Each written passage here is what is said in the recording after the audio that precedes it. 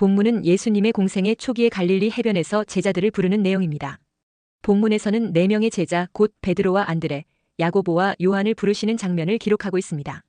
갈릴리 해변과 예수님의 공생의 사역과 복음서 전체에서 매우 중요한 의미를 가지고 있습니다.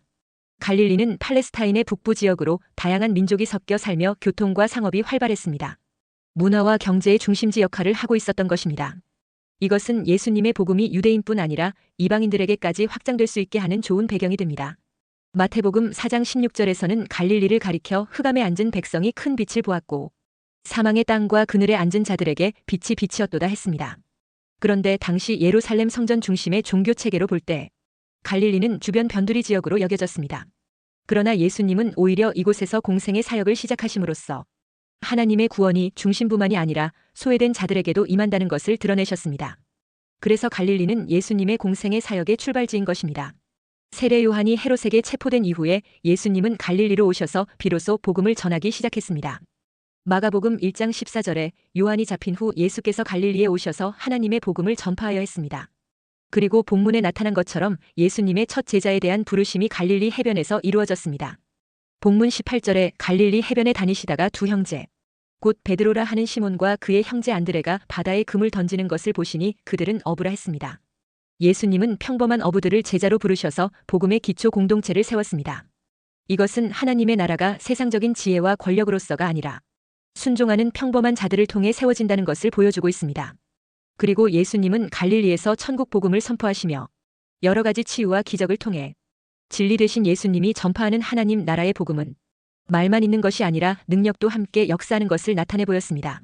누가복음 4장 36절에 다 놀라 서로 말하여 이르되 이 어떠한 말씀인고 권위와 능력으로 더러운 귀신을 명함에 나가는도다 하더라 했습니다. 그래서 바울은 이렇게 강조했습니다. 고린도전서 4장 20절에 하나님의 나라는 말에 있지 아니하고 오직 능력에 있음이라 했습니다. 그래서 예수님은 본문 23절에 예수께서 온 갈릴리에 두루 다니사 그들의 회당에서 가르치시며 천국 복음을 전파하시며 백성 중에 모든 병과 모든 약한 것을 고치시니 했습니다. 그리고 17절에서는 회개하라 천국이 가까이 왔느니라 하며 갈릴리에서 예수님은 본격적으로 천국 복음을 선포했습니다. 그리고 이 갈릴리 해변에서 예수님은 제자들을 불렀습니다. 특히 어부들을 부르심으로 이제 그들이 사람을 낚는 어부가 되는 새로운 사명을 주었습니다. 갈릴리 해변에서 어부였던 베드로와 안드레 그리고 야고보와 요한을 예수님은 제자로 불렀습니다. 그들은 물고기를 잡는 어부의 현장에서 사람을 살려내고 구원하는 생명의 복음 사명자로서의 전환이 일어났습니다. 갈릴리 지역에 대한 이사야 선지자의 예언이 예수님을 통해 성취되므로 갈릴리 해변은 예수님의 공생의 사역의 출발점이자 복음의 빛이 유대와 이방으로 퍼져나가는 상징적 무대가 됩니다. 이사야 9장 1절 2절에 전에 고통받던 자들에게는 흑암이 없으리로다. 옛적에는 여호와께서 스불론 땅과 납달리 땅이 멸시를 당하게 하셨더니 후에는 해변길과 요단 저쪽 이방의 갈릴리를 영화롭게 하셨느니라. 흑암에 행하던 백성이 큰 빛을 보고 사망의 그늘진 땅에 거주하던 자에게 빛이 비치도다 했습니다. 이사야 예언의 성취를 위해 예수님은 평범한 어부들을 불러 세워 그들을 사람을 낚는 어부로 삼았습니다. 그리고 이 말씀은 단순히 당시 제자들에게만 국한된 것이 아니라 오늘 우리에게도 동일하게 해당되는 말씀입니다. 우리는 각자 삶의 자리에서 부르심을 받았고 주님을 따르며 사람을 구원하는 사명에 동참하도록 부름을 받았습니다. 예수님은 오늘날 우리를 부르십니다. 그러면 우리는 베드로와 요한과 야고보와 안드레처럼 즉시 순종해야 합니다. 그리고 우리는 사람을 낚는 어부가 되어야 합니다. 베드로와 그 형제 안드레가 바다에 그물을 던지고 있을 때 예수님은 찾아오셔서 19절에 나를 따라오라 내가 너희를 사람을 낚는 어부가 되게 하리라 했습니다. 제자의 길은 사람이 스스로 찾아가는 길이 아닙니다. 예수님께서 먼저 찾아오셔서 불러주시는 것입니다. 부르심의 주체가 예수님인 것입니다. 그러므로 복음의 사명은 곧 은혜인 것입니다. 요한복음 15장 16절에 너희가 나를 택한 것이 아니요 내가 너희를 택하여 세웠나니 했습니다. 그리고 예수님은 학식 있는 서기관이나 종교 지도자를 부르신 것이 아니라 평범한 어부들을 부르셨습니다. 이는 하나님의 은혜와 능력이 사람의 조건에 달려있지 않음을 보여줍니다. 오히려 반대인 경우가 많습니다. 고린도전서 1장 27절에 그러나 하나님께서 세상에 미련한 것들을 택하사 지혜 있는 자들을 부끄럽게 하려 하시고 세상의 약한 것들을 택하사 강한 것들을 부끄럽게 하려 하시며 했습니다. 첫째, 예수님이 베드로에게 나를 따라 오너라는 것은 나와 인격적인 관계를 맺자는 말씀입니다.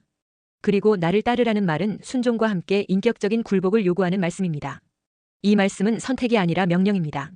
그리스도인이 된다는 것은 그리스도에게 순종하는 자가 되어야 한다는 것입니다. 바울은 고린도 교회 성도들에게 이렇게 권면을 합니다.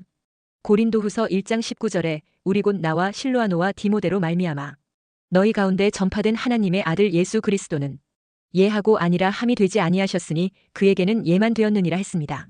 예수님이 우리를 주의 백성으로 부르실 때도 같은 말씀을 주시는 것입니다. 왜 그럴까요? 그것은 우리가 죄인이기 때문입니다. 감옥에 갇힌 죄수에게 너 이것 할래라고 선택권을 주지 않는 것과 같습니다. 나를 따라 오너라 했을 때 예수님의 제자들은 다 따라 나섰다고 했습니다. 심지어 무덤에서 시체가 되어 있던 나사로도 나사로야 일어나라 했을 때 그 주님의 명령에 수의를 동인 채로 나왔다고 했습니다. 그러니까 주님의 부르심 앞에 그리스도인의 특징은 순종이라는 것입니다. 그리고 나아가 주님의 부르심에는 회개하고 나아오는 것을 포함하고 있습니다. 베드로나 밤새도록 고기잡이에 허탕을 치고 게네사렛 호숫가에서 그물을 씻고 있을 때 예수님이 그 배에 올라 육지에서 약간 떨어지게 하여 해변가의 무리들에게 말씀으로 가르쳤습니다. 말씀을 마치신 후에 예수님은 배에 있는 베드로에게 깊은 데로 가서 그물을 내려 고기를 잡으라 했습니다. 베드로는 말씀에 의지하여 내가 그물을 내리리이다 하고 큰 기대 없이 그물을 내렸는데 그물이 찢어지도록 고기가 많이 잡혀버렸습니다. 이에 충격을 먹은 베드로는 이렇게 말했습니다. 누가복음 5장 8절에 시몬 베드로가 이를 보고 예수의 무릎 아래에 엎드려 이르되 주여 나를 떠나소서 나는 죄인이로소이다 하니 했습니다. 예수님은 자신이 죄인됨을 깨닫는 자를 부르신다는 것을 알 수 있습니다. 마태도 세관에 앉아 세리 업무를 보고 있을 때 나를 따르라 했는데 즉시 따랐다고 했습니다. 그러자 사람들이 아무리 그래도 그렇지 어떻게 저렇게 죄 많은 매국노 같은 자를 제자로 부를 수 있단 말이냐 하며 비방을 했습니다. 그러자 예수님은 누가복음 5장 32절에 내가 의인을 부르러 온 것이 아니요 죄인을 불러 회개시키러 왔노라 했습니다. 예수님의 부르심에 응답하는 자는 회개가 반드시 수반되어야 한다는 것입니다. 회개가 없다면 그는 진정으로 거듭난 그리스도인은 아닙니다. 그리스도인이 되어도 죄를 짓지 않을 수는 없지만 그리스도인은 늘 자신을 돌아보고 회개하는 자입니다. 이것은 마치 생활 속에서 더러워진 손과 발을 매일 닦는 것과 같은 것이라고 했습니다. 요한복음 13장 10절에 예수께서 이르시되 이미 목욕한 자는 발밖에 씻을 필요가 없느니라 온몸이 깨끗하니라. 너희가 깨끗하나 다는 아니니라 하시니 했습니다. 그리고 제자는 그리스도께 항복한 자입니다. 마태복음 16장 24절에 이에 예수께서 제자들에게 이르시되 누구든지 나를 따라오려거든 자기를 부인하고 자기 십자가를 지고 나를 따를 것이니라 했습니다. 십자가를 지고 나를 따르라는 것은 주님의 권위에 복종하며 따르라는 것입니다. 고대의 전쟁에서 포로로 잡혀온 병사들은 두 개의 정복자의 깃발 아래로 지나가게 했습니다. 이는 정복자의 멍에를 메었다는 의미로 정복자의 권위에 복종하겠다는 상징적인 의미입니다. 이처럼 예수님을 따른다는 것은 예수님께 복종하는 자가 된다는 것입니다. 왜 그렇게 해야 됩니까? 바로 예수님께 생명으로 정복을 당했기 때문입니다. 그러니까 그리스도께 항복한 자가 그리스도의 제자인 것입니다. 그리고 그리스도의 생명 앞에 항복한 자는 자원하는 헌신자가 됩니다. 그러므로 그리스도께 헌신이 없으면서 그리스도를 따른다고 하는 것은 거짓말이 됩니다. 그런 의미에서 예수님을 주로 고백하는 것은 중요합니다. 우리가 예수님을 나의 주로 고백했다면 우리에게 헌신이 있어야 합니다. 믿음에서 헌신을 빼버리면 무엇이 남을까요? 야고보 사도는 행함이 없는 죽은 믿음이라고 했습니다. 야고보서 2장 17절에 이와 같이 행함이 없는 믿음은 그 자체가 죽은 것이라 했습니다. 그러니까 헌신이 없는 믿음은 한마디로 죽은 믿음이요 무익한 것입니다. 그러므로 진정한 믿음은 하나님을 아는 것, 즉 알에 대한 마음의 깨달음과 함께 의지적인 헌신이 있어야 합니다. 그렇지 않으면 귀신들도 가질 수 있는 믿음의 수준일 뿐이라고 했습니다. 야고보서 2장 19절에 내가 하나님은 한 분이신 줄을 믿느냐. 잘하는도다 귀신들도 믿고 떠느니라 했습니다. 단지 지식 수준으로 그치는 믿음의 수준으로는 구원을 받을 수 없습니다. 그 믿음은 죽었기 때문입니다. 산 믿음이란 주로 믿어 복종하는 것이요 그리스도로 믿어 구원의 주로 믿는 것입니다. 우리가 그리스도 앞에 헌신할 수 없다면 믿음이 없다는 증거입니다. 헌신과 순종의 증거가 없는 죽은 믿음이라는 것입니다. 내 믿음에 헌신이 있고 순종이 있다는 것은 내 믿음이 예수님과 인격적인 관계를 맺고 있는 믿음이라는 것입니다. 예수님과 인격적인 관계를 맺고 있다는 것은 예수님을 깊이 안다는 것입니다. 이것은 그리스도를 닮아가는 인격의 변화를 말합니다. 에베소서 3장 18절 19절에 능히 모든 성도와 함께 지식에 넘치는 그리스도의 사랑을 알고 그 너비와 길이와 높이와 깊이가 어떠함을 깨달아 하나님의 모든 충만하신 것으로 너희에게 충만하게 하시기를 구하노라 했습니다. 이렇게 그리스도를 아는 지식이 깊어짐으로 그리스도의 인격을 닮아가면 고상한 사람이 됩니다. 빌립보서 3장 8절에 또한 모든 것을 해로 여김은 내 주 그리스도 예수를 아는 지식이 가장 고상하기 때문이라. 내가 그를 위하여 모든 것을 잃어버리고 배설물로 여김은 그리스도를 얻고 했습니다. 둘째, 주님께서 교회를 통하여 내게 사명으로 부르실 때 그 기회를 놓치지 말아야 합니다. 18절에 갈릴리 해변에 다니시다가 두 형제, 곧 베드로라 하는 시몬과 그의 형제 안드레가 바다에 금을 던지는 것을 보시니 그들은 어부라 했습니다. 여기서 다니시다는 헬라어 페리파테오로 능동적으로 두루 다닌다는 의미가 담겨져 있습니다. 즉 예수님께서 4명의 제자들을 찾으려고 온 갈릴리를 적극적으로 다니시면서 찾았다는 말입니다. 예수님은 그의 제자들을 부르실 때에 우연한 기회가 아니라 미리 준비하셔서 그의 사명에 합당한 자를 찾고 계셨다는 것입니다. 그러므로 오늘 하나님의 부르심을 받은 모든 주의 성도들은 결코 우연히 부르신 것이 아닙니다. 예수님은 저와 여러분을 부르시려고 미리 계획하시고 아셔서 우리를 찾고 또 찾으시면서 불러주셨다는 것입니다. 그러니 우리는 예수님의 특별한 계획과 사랑 가운데 부르심을 받은 줄로 믿습니다. 따라서 우리가 가는 길에 좌절할 이유가 없고 절망할 이유가 없습니다. 왜냐하면 나를 부르신 이가 나의 모든 길을 인도하시기 때문입니다. 비록 지금 상황이 어렵고 힘들어도 소망이 있다는 것입니다. 그것은 바로 우리 하나님께서 여러분 모두를 가장 소중한 존재로 여겨서 가장 좋은 길로 인도하시기 때문입니다. 우리가 약하고 부족하다 할지라도 이미 예수님은 우리를 하나님 나라의 복음 전도자로 불렀습니다. 제자들의 부르심을 살펴보면 그들에게 제자로서 하나님의 나라의 사명을 감당할 만한 것들이 준비되어 있어서 부른 것이 아니었습니다. 그들은 그야말로 갈릴리 바다에서 고기 잡는 평범한 어부였습니다. 따로 특별히 율법을 공부했다든지 뭔가 특별한 것이 있다든지 하는 것이 없었습니다. 상류층이나 부자가 아니었고 모두 보통 평민의 지위에 있던 어부였습니다. 그들은 바다밖에는 아는 것이 없었습니다. 그럼에도 불구하고 예수님은 이들을 하나님의 나라의 복음 전도자로 삼으시고 이들을 통해서 하나님 나라의 일들을 시작하신 것입니다. 그러니 이것은 전적으로 하나님의 은혜라고 밖에는 달리 말할 수 없을 것입니다. 하나님께서 나를 불러주시고 하나님의 자녀 삼아주신 것도 마찬가지입니다. 모두가 하나님의 은혜이며 선택입니다. 하나님께서 우리 인생에게 주시는 기회 중에 가장 큰 기회는 바로 우리를 주의 백성으로 불러주시는 기회입니다. 내가 주님이 불러주셨을 때 반응하여 나아올 수 있게 된 것에 감사하시기 바랍니다. 성경에 나오는 사람들 중에 예수님의 부르심 앞에 모두가 다 응하지는 않았습니다.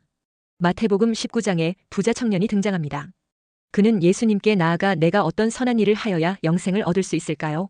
하고 물었습니다. 그때 예수님은 계명을 지켜야 한다고 했습니다. 그러자 그는 자신 있게 저는 어렸을 때부터 모든 계명을 지키며 살아왔습니다. 그런데 아직도 무엇이 더 부족한가요? 했습니다. 그러자 예수님은 그에게 의미심장하게 말했습니다. 마태복음 19장 21절에 예수께서 이르시되 내가 온전하고자 할진대 가서 내 소유를 팔아 가난한 자들에게 주라. 그리하면 하늘에서 보화가 내게 있으리라. 그리고 와서 나를 따르라 하시니 했습니다. 그러자 어떻게 하였습니까? 마태복음 19장 22절에 그 청년이 재물이 많으므로 이 말씀을 듣고 근심하며 가니라 했습니다. 이 청년이 생각하는 영생은 자신과 같이 어릴 때부터 계명을 지키려고 몸부림치며 사는 사람이 들어가는 것이 아닐까 하며 살고 있었다는 것입니다. 그것을 예수님 앞에서 확인받고 싶었던 모양입니다. 그래서 예수님은 내가 온전한 행위로 영생을 얻고자 한다면 가서 내 소유를 팔아 가난한 자들에게 주라고 한 것입니다. 영생은 소유를 다 팔아 가난한 자들에게 주는 자가 가는 곳이라는 의미가 아닌 것입니다. 소유를 다 팔아 구제하는 행위가 없다고 할지라도 자신의 부족과 연약함을 알고 예수님을 믿는 자가 영생을 얻을 수 있는 것입니다. 그런 의미에서 이 부자 청년은 대단한 영적 자만심에 사로잡혀 있었던 자였습니다. 그 영적 교만을 깨트리기 위해 내가 온전하고자 할진대 가서 내 소유를 팔아 가난한 자들에게 주라고 하신 것입니다. 이 예수님 말씀 앞에 주님 죄송합니다. 나는 부족한가 봅니다. 재물을 다 포기하지 못하고 있습니다. 이렇게 부족한 자는 영생을 얻을 수 없는가요? 하며 겸손하게 나왔더라면 복음을 말해주었을 것입니다. 재물을 다 포기하는 것이 핵심이 아니고 자신의 부족과 연약함을 알고 주의 이름을 부르고 예수님을 믿는 것이 중요하다는 진리를 알려주었을 것입니다. 세리마태는 그렇게 했습니다. 주님, 저는 교만했습니다. 재물만 의지하고 살았던 교만을 회개합니다. 부족하지만 재물 절반만 구제하고 주님을 따르겠습니다 했습니다. 그런데 이때 예수님이 나머지 절반도 다 바쳐야 한다고 하지 않았습니다. 그런데도 마태에게는 영생의 축복과 제자의 축복이 주어졌습니다. 그러므로 주님의 부르심 앞에 자신의 부족과 연약함을 깨닫지 못하고 영적으로 교만하여 자만심에 사로잡혀 있으면 구원의 기회를 허무하게 놓치고 마는 것입니다. 그러니까 율법주의자로 교만에 빠진 자들인 바리새인 서기관 율법사들이 이 부자 청년과 같이 자기 안에 있는 그 교만의 걸림돌로 인하여 기회를 포착하지 못하였던 것입니다. 그래서 천국과 영생에 나아가는 기회를 포착하는 자들은 모두가 심령이 가난하고 겸손한 자들입니다. 그래서 마태복음 5장 3절에 심령이 가난한 자는 복이 있나니 천국이 그들의 것이미요 했습니다. 야고보서 4장 6절에서는 하나님이 교만한 자를 물리치시고 겸손한 자에게 은혜를 주신다 하였느니라 했습니다. 겸손한 어부였던 베드로와 안드레 그리고 요한과 야고보는 주님께서 나를 따라오라. 내가 너희를 사람을 낚는 어부가 되게 하리라 했을 때 즉시 순종할 수 있었습니다. 그들은 어부라는 직업과 처자식과 부모 형제를 뒤로 하고 예수님을 따르는 자가 되었던 것입니다. 이 겸손이 바로 부자 청년과 다른 점이었던 것입니다. 주님의 제자가 된다는 것이 때로는 모든 것을 포기하고 따르는 것이 되기도 합니다. 그러나 주님이 부르실 때 포기하고 없어지는 것을 볼 것이 아니라 새롭게 주어지는 축복을 붙잡아야 합니다. 세상 것을 내려놓지만 대신에 사람을 낚는 어부가 되게 해주신다는 약속을 붙잡고 믿음으로 그 기회를 포착해야 하는 것입니다. 주님이 우리를 부르시는 이유는 사람을 낚는 어부라는 새로운 비전을 주시기 위함인 것입니다. 지금까지는 너희가 고기를 낚았지만 앞으로는 세상에 복음을 들고 나가서 영혼을 구원하는 새로운 사명자가 될 것이라는 새로운 비전을 예수님이 주신 것입니다. 이 비전은 거룩한 하나님의 비전이요 예수님의 사역으로의 동참하는 기회가 되는 길이 되었습니다. 그리고 나같이 부족한 자가 어떻게 그것을 할 수 있겠습니까 하는 의구심이 자연히 속에서 올라옵니다. 그러나 예수님은 우리를 부르실 뿐 아니라 그 사명을 감당할 수 있는 힘과 능력도 부여해 주시는 분이십니다. 그래서 제자들은 오순절 마가의 다락방에서 성령의 충만을 얻었고 그 후 능력 있게 복음 전도자로서의 사명을 감당하게 되었던 것입니다. 그러므로 나를 주의 일과 복음을 위해 부르신 주님은 그것을 능히 감당할 수 있는 능력도 함께 부어주실 계획이 있으시다는 것을 믿어야 합니다. 우리에게 필요한 것은 겸손함으로 순종하고 믿고 따라가는 것입니다. 그러므로 주의 복음과 교회를 위한 사명을 받았으면 이사야 6장 8절에 이사야 선지자처럼 내가 여기 있나이다 나를 보내소서 해야 합니다.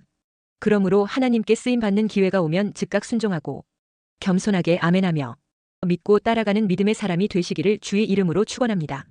셋째, 주님이 제자를 삼으실 때 중요하게 보시는 성품이 무엇일까요? 오늘 본문 말씀에서 예수님은 다니시다가 보시고 부르시니 했습니다. 예수님이 다니셨다는 것은 헬라어 페리파테오로 분명한 목적으로 다니셨다는 것입니다. 주님의 마음에 합한 제자를 찾아 다니셨다는 것입니다. 또한 보시고는 헬라어 에이도로 보다 알다 경험하다는 의미로 자세하게 살펴보고 인터뷰하셨다는 것입니다. 그리고 부르시니는 칼레오로 부르다, 초대하다, 이름 짓다는 의미가 있습니다. 만약 12제자를 오늘날 회사 면접하듯이 인물을 분석하고 뽑았다면 대부분 실격당했을 것입니다. 조금 똑똑한 가룟 유다가 뽑혔을 것입니다. 그러나 세계 역사를 변화시킨 자들은 바로 그 실격자로 판정난 제자들이었습니다. 그마나 똑똑하다고 보았던 가룟 유다는 결국 배신자가 되고 말았습니다. 그러니까 주님의 제자는 사람의 눈으로 볼 때 부족하고 약하고 미련하게 보여도 일단 겸손하게 순종하기만 하면 하나님께서 직접 지혜와 능력과 권세를 주셔서 사용하신다는 것입니다.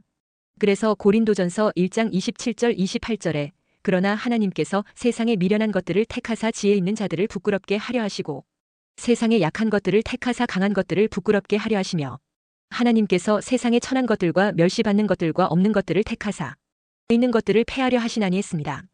그러니까 예수님은 제자를 삼으실 때 비록 부족하게 보여도 순종하는 자를 들어서 쓰시는 분이십니다. 그러니까 주님은 무조건 순종하느냐 하는 것을 중요하게 보셨습니다. 그래서 예수님은 그 사람의 환경을 헤아리지 않고 무조건 따라오라고 명령하셨던 것입니다. 그리고 그 명령 앞에 무조건 순종하여 모든 것을 버리고 따르는 사람을 제자로 선택해 사용하셨습니다. 그 사람이 부자이거나 큰 권력을 가진 자일지라도 순종하지 않으면 제자로 삼지 않았습니다. 베드로는 직업과 가족을 두고 주님을 따랐습니다. 마태도 세관의 좋은 직장을 버리고 무조건 순종했습니다. 생계와 직업을 버린다는 것은 자기의 가치와 비전이 바뀌고 확신이 있어야 할 수 있는 일입니다. 그러나 부자 청년은 똑같이 제자로 부름을 받았는데 너무 많은 재물에 대한 미련 때문에 제자가 되지 못했습니다. 예수님은 비유에서 밭을 산 사람이 주님의 부르심을 거절했다고 했습니다. 이 사람은 먹고 사는 생활을 이유로 하나님의 초청을 거절하는 큰 실수를 범한 것입니다. 하나님의 초청보다 자신이 구입한 밭이 더 크게 여겨져서 천국을 잃은 것입니다. 어떤 사람은 장례식 문제로 부르심을 거절합니다. 누가복음 9장 59절에 또 다른 사람에게 나를 따르라 하시니 그가 이르되 나로 먼저 가서 내 아버지를 장사하게 허락하옵소서 했습니다. 예수님은 그 장례식을 다른 형제에게 맡기고 주님을 따르는 제자가 되라고 했습니다. 그러나 그는 예수님의 부르심보다 아버지의 장례식을 더 중요하게 여겼기에 거절했습니다. 보통 부모 장례식을 크게 여깁니다. 그래서 부모 장례식 못 챙기면 두고두고 한이 남습니다. 그러나 예수님의 제자가 되려면 그것마저 뛰어넘어 주의 말씀에 무조건 순종할 수 있어야 한다는 것입니다. 그렇게 하지 못하면 제자로 선택하지 않았습니다. 이 기준은 철저했습니다. 이만큼 주님에게는 우리의 순종이 중요한 것입니다. 또한 우리가 예수님의 제자가 되려면 충성심이 있는가를 보십니다. 마태복음 24장 45절에 충성되고 지혜 있는 종이 되어 주인에게 그 집 사람들을 맡아 때를 따라 양식을 나눠줄 자가 누구냐 했습니다. 여기 충성은 헬라어 피스토스로 나를 불러주신 주인에게 목숨 걸고 헌신하는 것을 말합니다. 하나님은 충성된 자에게 많은 것을 맡기십니다. 마태복음 25장 21절에 내가 적은 일에 충성하였음에 내가 많은 것을 내게 맡기리니 했습니다. 디모데후서 2장 2절에 내게 들은 바를 충성된 사람들에게 부탁하라 했습니다. 그래서 양육은 충성된 자에게 맡겨야 합니다. 본이 되는 충성을 가르치기 때문입니다. 그리고 죽도록 충성된 자에게 생명이 면류관을 주십니다. 그리고 예수님은 제자 삼으실 때 열심이 있는가를 보십니다. 제자는 많은 사람을 분발하게 하는 열심이 있어야 합니다. 고린도후서 11장 2절에 내가 하나님의 열심으로 너희를 위하여 열심을 내노니 내가 너희를 정결한 처녀로 한 남편인 그리스도께 드리려고 중매함이로다 했습니다.